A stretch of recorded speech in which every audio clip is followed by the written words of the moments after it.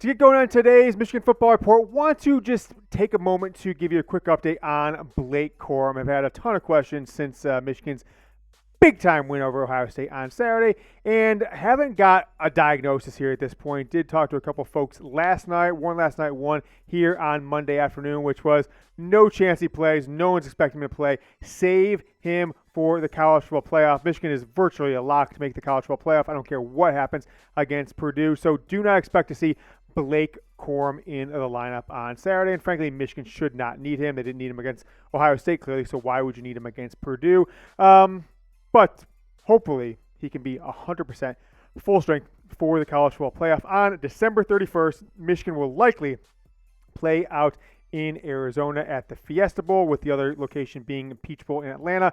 Expectation is that Georgia, as the potential number one seed, would take that spot. A little home cooking for them. So we are going to talk a lot about Michigan football news, recruiting, and more. It is the Michigan Football Report by Chat Sports, coming up right now.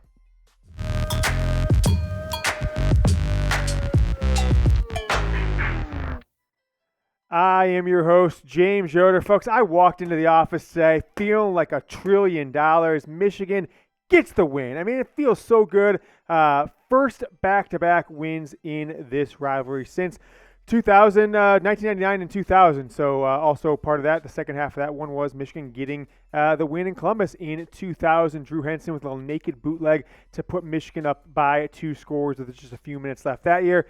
This year was Donovan Edwards' back-to-back absurd runs, the 2 longest runs in the history of this program against Ohio State. 75 yards, then 85 yards. All right, coming up here in a second, though, we are going to tell you about some absurd Cyber Monday deals. So as it is coming up on 6 o'clock or so as we're publishing this Eastern time, don't wait. A couple Michigan t-shirt deals that if you buy today on Cyber Monday, you're getting an absolute steal, some Jordan brand, really good stuff. So stick around here. We'll show you guys those deals in about 3 or 4 minutes. One more time, folks. Take a look at the photo.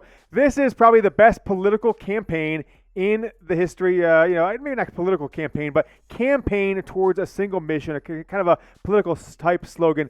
Beat Ohio State again. So we're moving on to the playoff. We're moving on to the Big Ten Championship, then the College Football Playoff, then the National Championship game before Michigan gets crowned the 2022 National Champions. So before we do, one more time, let's all do it together. Boos. All right, type it in the comments. Not gonna go over this game too much the rest of the week after today in a lot of ways. So go ahead and comment Bosa down below. Make sure that we never forget how good these last couple years have felt from a perspective of finally getting it done versus Ohio State and now getting it done down in Columbus. I'm sure you saw earlier today, but Cade McNamara has entered the transfer portal. Next week's going to get crazy. I don't know if you guys have followed this, but the NCAA put together some new rules around the transfer portal, so it's not the wild, wild west anymore. So Cade McNamara will be in the transfer portal. He'll be have 2 years of eligibility. And what I mean by the wild, wild west is last year it was like a guy enters the transfer portal. After that, who knows? He announces somewhere. Now, there's a specific period. It's the Monday after conference championship game, so a week from today, for like 45 days. So maybe the middle of January, like January 18th or something like that. Players have the ability to go into the portal, or they can do it for another 45-day or so period after spring football in April and May. Bruce Feldman from Fox Sports and some other places says Iowa is a school to keep an eye on for Cade McNamara. Will be interesting to see his next move. I think that doesn't make a lot of sense.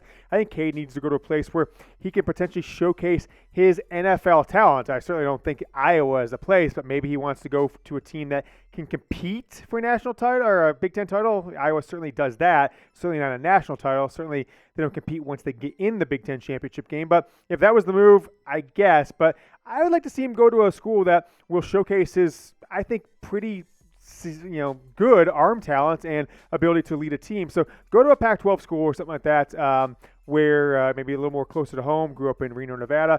But if it ends up being Iowa and Michigan plays them, in next year, in the next couple of years, whether it's the Big Ten Championship or have to look at the schedule, good luck to Cade McNamara, folks. It is a Michigan flash mob time. We usually do this on Tuesdays. We did a bunch during the season. Shout out to everyone who has participated in flash mobs. Sometimes we're going to, get some revenge or show some love to, anyone who's showing, taking shots at Michigan. We give them a go blue or Adam Biggers and liars like that. But this time it is to show love to Cade McNamara. So the link to his Twitter account is down in the comments and the description of today's video. Go tweet at Cade McNamara. He hasn't really put it out on Twitter, although it's widely announced, and he's been quote tweeting people. But just go tweet him at Cade McNamara. Just say best of luck. I'm wishing him the best. I don't think he has any ill will towards Michigan. I don't think Michigan should have any ill will towards him. This is how it's done these days. He lost a starting spot, J.J. McCarthy, but he led Michigan back to a Big Ten championship. He's the guy who broke the 8-year losing streak to Ohio State. So I will have nothing but good memories of Cade McNamara. Hope you do too. Go tweet him best of luck to him. It's at CadeMac_12. And folks, we will be live on Tuesday, 6:45 p.m. Eastern. After missing last week, we were on the injury report ourselves, I guess, and we'll be back live. Now, I don't think it's going to be very intriguing for Michigan's perspective, but I do think it's seeding time, right? It's also figuring out what the national title might look like. My guess is that Michigan's going to be ranked number 2, although I think they deserve to be ranked number 1. TCU will be ranked number 3. I think it's actually pretty curious. Now, everyone's like, USC's going to be ranked number 4, but they were ranked behind Alabama last week. So don't be surprised if the committee just tries to throw a zinger at us and puts Ohio State at 4, even before USC gets the chance to win a Pac-12 championship. Now, if USC does win that Pac-12 championship, that's on Friday night. I feel that then the committee goes, well, they won a conference, so we put them over Ohio State. But the Buckeyes still certainly could get in if you get a loss from USC or potentially even TCU, although I do think the Horned Frogs should be in if they were to lose against Kansas State, which is at 11 or noon Eastern, coming up on Saturday. Michigan, though, will be playing Purdue Saturday night. Big Ten championship. Michigan going for back-to-back Big Ten titles for the first time since 03-04, although one of those, the 04 title, was a split title before they had the Big Ten championship game. So this will be rare. Michigan winning back-to-back outright titles for the first time. I don't even know off the top of my head. It must be the early to mid-90s or so. It wasn't 97 because they didn't win in 96 or 98. And will be the first time they won the conference championship game last year, first time they played in it. Now going for back-to-back against Purdue. They are 16-point favorites. 51.5 points is the over-under. You can watch that game Saturday night on Fox. Little recruiting news. Michigan's had 4 commitments in the last day and a half, but we'll go over those later in the week and what the rest of this 2023 class may look like, although one of those commitments was a 2024 offensive lineman from Ohio. But Jadyn Davis. Been hearing this for 2, 3, 4 weeks, but now that his season is over, he won another state championship. He did so, by the way, wearing Michigan football Jordan brand cleats. They don't sell to the public, so maybe a player let him borrow them. I'm not sure how that works out.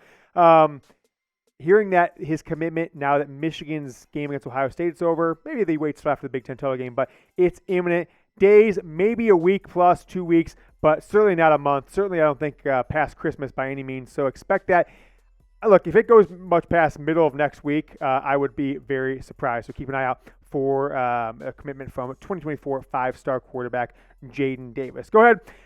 Comment come to Michigan below. I know tons of recruits watch this show. I'm sure Jadyn Davis, at least if he doesn't, someone in his family or friend group probably does, since we're the most watched show on any medium, let alone YouTube, most watched, listened to, etc. So go ahead and comment come to Michigan to Jadyn Davis. Make sure he's showing feeling the love. You're showing the love to him in the comments here on the Michigan Football Report. All right, Cyber Monday is upon us. Told you at the top of the show.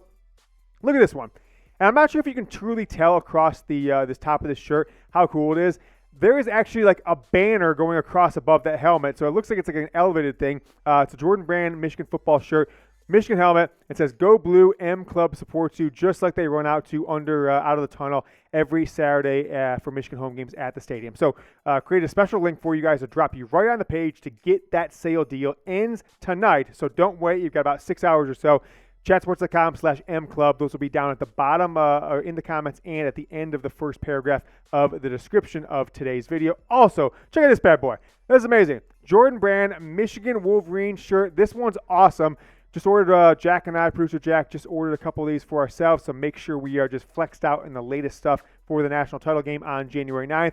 Cyber Monday deal, $17.49. That's absurd. This is like a $35 shirt or something like that, $35, $32 shirt, whatever it is. Not totally 50% off, but that one, and I put the link there as something to tell you, jetsports.com/buy now, right? Because this one, $17.49, Jordan Brand Michigan football shirt. Yeah, can't wait on that one. It's going to be almost double the price if you wait till tomorrow. Those links are at the bottom of the first paragraph of the description of the video or in the comments. Chatsports.com, what was it, Jack? M-Club or /buy now. Go ahead and get some Michigan football gear today for yourself or awesome gifts for the holiday season.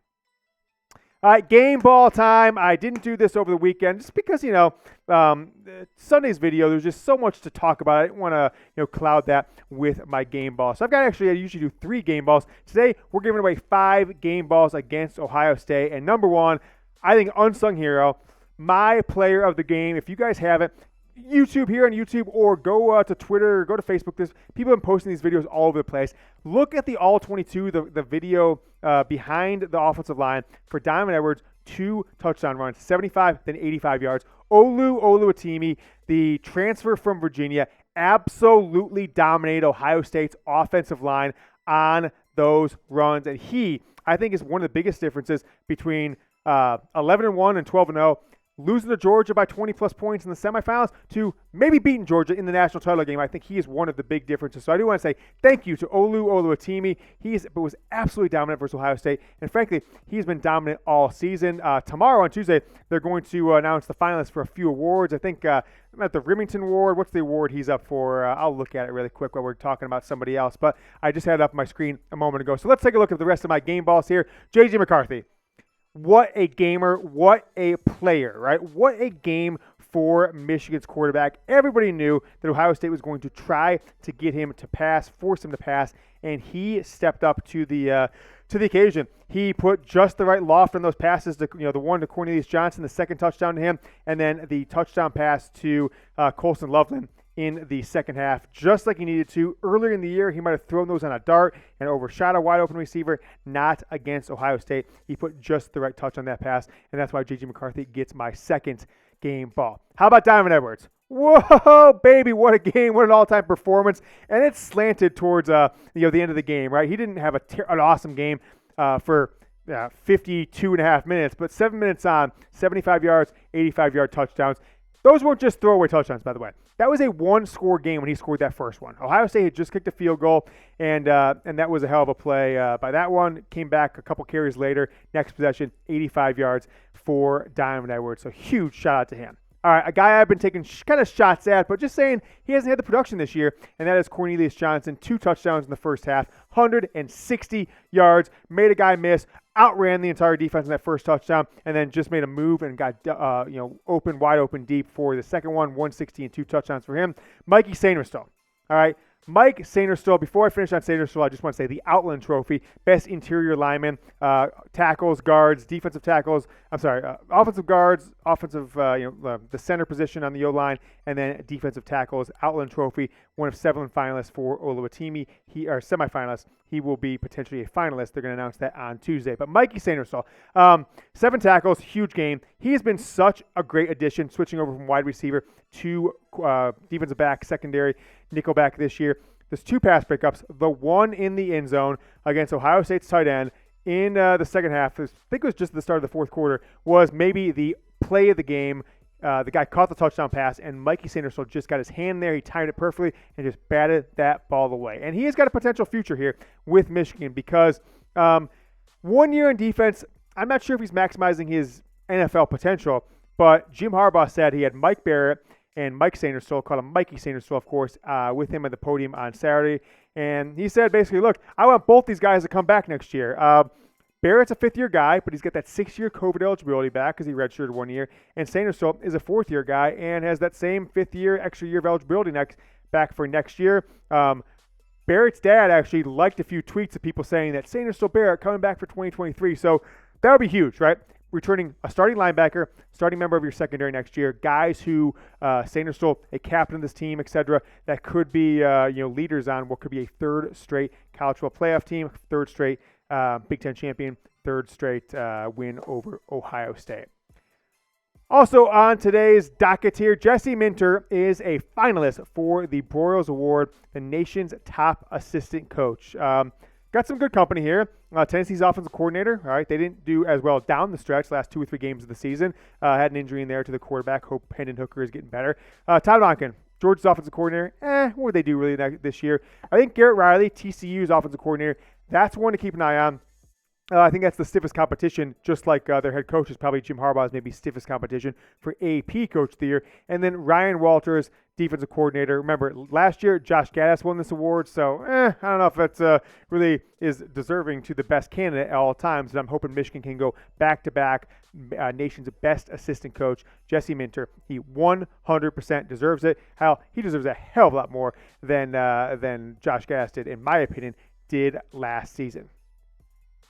How about Sherrone Moore? Is there more for Moore? Well, he's not a Broyles Award finalist, although maybe he should be because schools are only allowed to nominate one coach per season. But second year as Michigan's offensive coordinator, co-OC, was more of a title last year. This year, he's the primary offensive coordinator. Last year as offensive line coach, first year ever coaching the offensive line in 2021. Best offensive line in the country, the Joe Moore Award. And frankly, they're favored to repeat with a better offensive line this year. He is now being rumored here on Monday as a coaching candidate for the head coaching jobs at Stanford, right? That'd be more of a Jim Harbaugh connection, kind of take that same style of, pounding, ground and pound running game to Stanford.